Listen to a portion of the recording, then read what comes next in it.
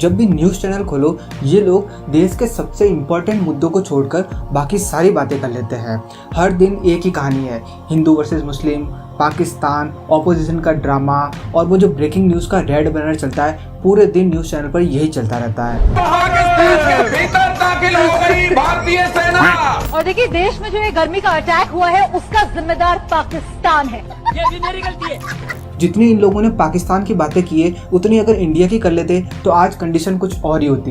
कभी कभी तो मुझे लगता है कि अगर ईस्ट इंडिया कंपनी आज होती और उनके पास ये आज वाला मीडिया होता तो हमें कभी पता ही नहीं चलता कि हम गुलाम हैं। ईस्ट इंडिया कंपनी वाले हमें ये यकीन दिला देते कि ये कंपनी हमारे फ़ायदे के लिए है। ये कोई हाइपोथेटिकल नहीं है, ये उस सिस्टम का एक डिस्क्रिप्शन है जो आज काफ़ी हद तक एग्जिस्ट करता है। लेकिन जब आप media ownership, advertisement, political influence और ग्लोबल प्रेस फ्रीडम का डाटा देखते हो तो ये पिक्चर और भी ज़्यादा क्लियर नज़र आती है। तो आज हम बात करेंगे इंडियन मीडिया की एक्चुअल रियलिटी की। No drama, no politics, no bias, only real facts. पहले समझते हैं कि ये जर्नलिज्म का एक्चुअल काम क्या होता है। जब भी कोई इंसिडेंट होता है तो एक जर्नलिस्ट का ये काम होता है कि वो बिना अपना ओपिनियन डाले पूरा इंसिडेंट लोगों के सामने रखे। उसके बाद लोग खुद डिसाइड करेंगे कि उसका क्या मतलब निकालना है और क्या मतलब नहीं निकालना है। महात्मा गांधी खुद घर घर नहीं गए थे अपनी बात पहुंचाने के लिए। जब वो जेल में थे तभी उन्होंने न्यूज़पेपर के जरिए अपने विचार सभी लोगों तक पहुंचाए थे। यही वजह है कि मीडिया को डेमोक्रेसी का चौथा स्तंभ बोला जाता है। लेकिन अगर आज का मीडिया अगर उस समय एग्जिस्ट करता तो ब्रिटिशर्स उसे खरीद लेते और हम सभी ईस्ट इंडिया कंपनी के फैन होते आज। RSF, रिपोर्टर्स विदाउट बॉर्डर्स, ये एक इंटरनेशनल नॉन प्रॉफिट संगठन है जो दुनिया के सभी देशों की प्रेस फ्रीडम को रैंक करती है। 2026 की रैंकिंग में इंडिया 157 नंबर पर है टोटल 180 देशों में से। सोचो यार, पाकिस्तान 153 पर है, नेपाल 87 पर है, श्रीलंका तक 134 पर है और पैलेस्टाइन जहां इतने लंबे समय से युद्ध चल रहा है उनकी मीडिया की फ्रीडम भी इंडिया से ज्यादा है। और ये कोई नई बात नहीं है। 2014 में हम 140 नंबर पर थे और तब से लेकर आज तक हम लगातार नीचे गिरते आए हैं। अब ये सब चीज़ें हो क्यों रही है, ये समझने के लिए हमें पहले ये समझना होगा कि न्यूज़ चैनल आखिर चल कैसे रहे हैं। एक मेन स्ट्रीम चैनल को चलाने में कितना खर्च आएगा। चैनल सेटअप 80 से 100 करोड़, डिस्ट्रीब्यूशन 30 से 50 crore, staff, reporters, news gathering, ये सारा अलग से। कुल मिला के बात करूँ तो एक न्यूज़ चैनल चलाना काफ़ी महंगा पड़ता है। पर इनको पैसा आता कहाँ से है? एक्चुअली में इसके दो सोर्सेस है। पहला है सब्सक्रिप्शन, जो आप DTH को पे करते हो, यही कुछ 5 से 10 रुपए पर चैनल। और दूसरा और सबसे इम्पोर्टेंट है एडवर्टाइजमेंट, जो न्यूज़ चैनल का 70 से 75% तक रेवेन्यू जनरेट करता है। मतलब कि जिस कंपनी का न्यूज़ चैनल पर सबसे ज्यादा ऐड दिखेगा वो एक तरह से उस न्यूज़ चैनल का मालिक हो गया, क्योंकि वही इस न्यूज़ चैनल को चलाने के लिए पैसा दे रहा है। 2024 के लोकसभा इलेक्शन में 1 लाख करोड़ से भी ज्यादा खर्चा हुआ सिर्फ कैंपेनिंग पर, और इसका एक बहुत बड़ा हिस्सा मीडिया एडवर्टाइजमेंट में गया। यानी कि गवर्नमेंट खुद इन न्यूज़ चैनल्स की एक बहुत बड़ी कस्टमर है। तो आप खुद सोचो, कोई अपने सबसे बड़े कस्टमर के खिलाफ कैसे जाएगा। अब सबसे इम्पोर्टेंट पार्ट आता है मीडिया कंसोलिडेशन का। आज इंडिया का मीडिया बेसिकली 2-3 लोगों के हाथ में है। मुकेश अंबानी का रिलायंस इंडस्ट्रीज 70 से ज्यादा मीडिया आउटलेट्स को कंट्रोल करता है और इनकी रीच 80 करोड़ से ज्यादा इंडियंस तक है। दूसरा है गौतम अडानी, जिसने 2022 में NDTV को टेक ओवर कर दिया। अडानी एंटिटीज अब NDTV में 64% से ज्यादा स्टैक्स रखती है। NDTV, जो कभी इंडिया का मोस्ट क्रेडिबल न्यूज़ चैनल माना जाता था, उसको अब वो ग्रुप कंट्रोल करता है जिसका पर्सनल कनेक्शन है, ये सब जानते हैं। टेक ओवर के बाद रवीश कुमार और श्रीनिवास जैन जैसी बड़ी वॉइसेस ने तुरंत ही रिजाइन कर दिया। अब बात करते हैं कंटेंट की। सारे चैनल्स एक जैसी आइडियोलॉजी को फॉलो करते हैं, तो फिर आखिर कंपटीशन होगा कहाँ पे? जवाब है TRP पर। और TRP बढ़ती है एंटरटेनमेंट से, ड्रामा से और चिल्लाने से। न्यूज़ चैनल्स ने ये रियलाइज कर लिया है कि उन्हें अपना कंटेंट एंटरटेनमेंट की तरफ शिफ्ट करना होगा, नहीं तो फिर उनके हाल भी DD न्यूज़ जैसे हो जाएंगे। तो आज इन न्यूज़ चैनल्स का प्राइम टाइम देखो। 4 लोगों को बिठा दो स्टूडियो में, जो सबसे ज्यादा चिल्लाए उसे बार बार मौका दो, सेंसेशनल टाइटल्स रखो और डिबेट करो, लेकिन किसी कंक्लूजन पर मत पहुंचो। हम क्यों करें? हम नाइंसाफी करें? हम आदमी को जानवर नहीं इंसान बनाना सिखाते हैं। इंसान को बदतमीजी ना करें, बात के रास्ते भागो।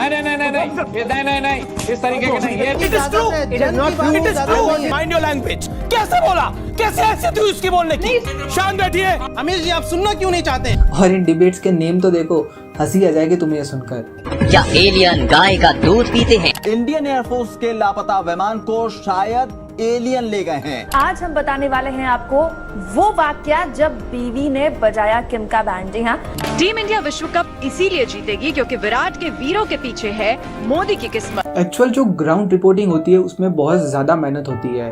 रिपोर्टर्स को बाहर जाना पड़ता है, एविडेंस को कलेक्ट करना पड़ता है और उसे वेरीफाई करना पड़ता है। और ये सब करने से टीआरपी उतनी नहीं आती जितनी की डिबेट में चिल्लाने से आती है। तो इस तरह ये जर्नलिस्ट एक्चुअली में एक्टर्स हैं जिन्हें नॉलेज कम और एक्टिंग ज्यादा आती है। अब ये मत कह देना कि ये सारी कॉन्स्पिरेसी थ्योरीज है। कोबरा पोस्ट ने 36 न्यूज चैनल्स पर स्टिंग ऑपरेशन किया और उन्हें पैसे ऑफर किए भड़काऊ न्यूज चलाने के लिए, कम्युनिकेशनल कंटेंट और पॉलिटिकल प्रोपेगेंडा, और सारे चैनल्स ने एग्री भी कर दिया। मजाक नहीं कर रहा, ये सारी वीडियोस यूट्यूब पर अवेलेबल है, तुम खुद जाके भी देख सकते हो। मीरा राडिया टेप्स 2010 में लीक हुए टेप्स में एनडीटीवी की बरखा दत्त और राडिया के बीच बातचीत सुनी गई, जिसमें डिस्कशन हो रहा था कि कौन से नेता को कॉलम में ऊपर रखना और किसे नीचे रखना है। प्योर बार्गेनिंग चल रही थी और ये सारी टेप भी यूट्यूब पर अवेलेबल है, आप वो भी देख सकते हो। कहने का मतलब है कि कोई भी चैनल क्लीन नहीं है, बस सबकी साइड्स अलग अलग हैं। अब एक सेकंड के लिए सोचो कि तुम्हें एक मेल आया जिसमें लिखा है कि आपकी 500 करोड़ की लॉटरी लगी है, बस तुम्हें सिर्फ 500 रुपए ट्रांसफर करने हैं। तुम करोगे? ऑब्वियसली नहीं करोगे। लेकिन इस तरह के ईमेल फ्रॉड से 650 करोड़ रुपए से भी ज़्यादा नुकसान हुआ है लोगों को ग्लोबली। ये वेरीफाइड डाटा है। तो अब सोचो कि जो लोग इस तरह के फ्रॉड मेल पर यकीन कर लेते हैं, उन्हें गलत इन्फॉर्मेशन देकर वोट दिलाना कितना आसान होगा। तुम सोचते हो कि तुम अपनी मर्जी से वोट देते हो, लेकिन जिस इन्फॉर्मेशन या नॉलेज के बेसिस पर तुमने ये डिसाइड किया कि तुम किसे वोट दोगे, अगर वो नॉलेज ही गलत हो तो स्टीव बैनन, जो यूएस के एक्स स्ट्रेटजिस्ट रहे हैं, उन्होंने कहा था रूलिंग गवर्नमेंट का असली ऑपोजिशन मीडिया होती है और मीडिया को डील करने का एक ही तरीका है, मीडिया में गार्बेज भर दो, लोगों का ध्यान गार्बेज पर रहेगा और तुम अपना काम आसानी से कर सकते हो। ये सिर्फ एक स्ट्रेटजी नहीं है, यही एक्चुअली में इंडिया में हो रहा है। यूके में ऑफकॉम है, ऑफिस ऑफ कम्युनिकेशन, यूएसए में एफसीसी है, फेडरल कम्युनिकेशन कमीशन। ये सारी एजेंसीज अपने अपने देश में न्यूज चैनल्स पर दिखाई जाने वाली चीजों को मॉनिटर करते हैं। और इंडिया में न्यूज ब्रॉडकास्टर का एक एसोसिएशन है जो खुद उन न्यूज चैनल्स ने मिलकर बनाया है और उनकी हायर अथॉरिटी भी वही न्यूज चैनल्स है। मतलब कि अगर कोई न्यूज चैनल कोई गलत काम करे तो कंप्लेन लेकर भी उसी चैनल के पास जाओ। ये चीज अपने आप में ये एक जोक है। चाहे कोई भी गवर्नमेंट हो, पहले की, आज की या आने वाले की, वो इस न्यूज चैनल पर ये मॉनिटरिंग एजेंसी कभी नहीं लगाएगी, क्योंकि उन्हें कंट्रोल चाहिए और ये मॉनिटरिंग आते ही उनका कंट्रोल पूरी तरह से खत्म हो जाएगा।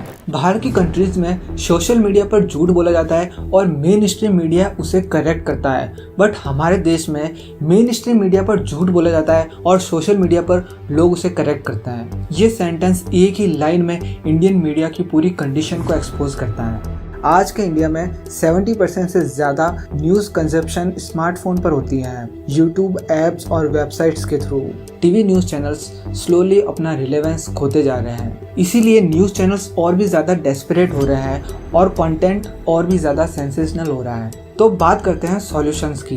पहला, जो न्यूज़ तुम डेली कंज्यूम करते हो उसे अवॉइड करो अगर वो सिर्फ और सिर्फ एडवर्टाइजमेंट पर डिपेंडेंट है। अल्टरनेटिव मीडिया एक्सप्लोर करो जो सब्सक्रिप्शन या फिर डोनेशन बेस हो। ऐसे चैनल्स अपनी ऑडियंस के लॉयल होते हैं, ना कि गवर्नमेंट के। दूसरा, फैक्ट चेक करो। चाहे कोई भी ब्रेकिंग न्यूज़ हो, पहले उसे वेरीफाई करो। आजकल तो वैसे भी एआई का ज़माना है, कोई भी फैक्ट एआई के जरिए एक क्लिक में वेरीफाई कर सकते हो। तीसरा, मेन इश्यूज पर फोकस करो। हिंदू मुस्लिम, बीजेपी वर्सेस कांग्रेस, ये सब सिर्फ डिस्ट्रैक्शन है। 10 साल पहले गवर्नमेंट स्कूल में पढ़ाई नहीं होती थी और आज भी नहीं होती है। प्राइवेट स्कूल की फीस 10 साल पहले भी ज़्यादा थी और आज भी ज़्यादा है। अनएम्प्लॉयमेंट तब भी था और आज भी है। ये सारे इश्यूज सिर्फ पार्टी से सॉल्व नहीं होंगे, इन्हें सॉल्व करने के लिए अवेयरनेस लानी होगी, जिनकी बात इन न्यूज़ चैनल्स पर बिल्कुल भी नहीं होती। और चौथा, इस वीडियो के सोर्सेज मैं नीचे डिस्क्रिप्शन में डाल दूंगा, सीधा जाकर खुद वेरीफाई करो। किसी भी चीज पर, इंक्लूडिंग इस वीडियो पर भी आंख बंद करके विश्वास मत करो। अब आखिर में सिर्फ एक बात, पहले अखबार छप के बिकते थे और आज पहले बिकते हैं और उसके बाद छपते हैं। पहले मीडिया का काम था तुम्हें इन्फॉर्म करना, लेकिन आज मीडिया का काम है तुम्हें मैनिपुलेट करना और तुम्हें फील करवाना कि तुम इन्फॉर्म हो। और इन दोनों में ही फर्क सिर्फ अवेयरनेस का है। अगर आप लोग इस वीडियो को यहाँ तक देख चुके हो तो आप उन सिर्फ 5% लोगों में से हो जो सोचने की कोशिश कर रहे हैं। जब तक आप लोग सोचते रहोगे तब तक हमेशा आज़ाद रहोगे।